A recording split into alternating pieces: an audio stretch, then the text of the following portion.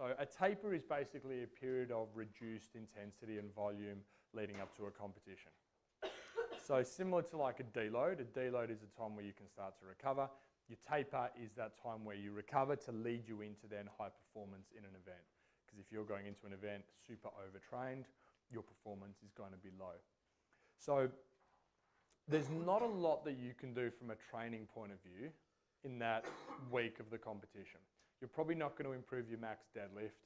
You're probably not going to improve your 500 meter row in the week leading up to the comp.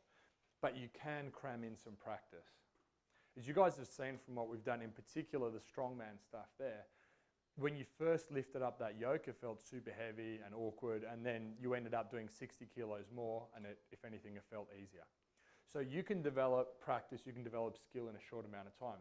So if the events for a workout are pre-released, you can practice some of the skills, and you guys who are competing next weekend will know that there's some different stuff in there that I've programmed, and once you start to practice it, you pick up that skill pretty quickly. This is like cramming for an exam. Yeah? You can't really cram advanced calculus, but maybe you can work on learning the capital cities. Okay? This skill-based stuff, it's not super in-depth, doesn't take a long time to develop, cram some of that stuff in.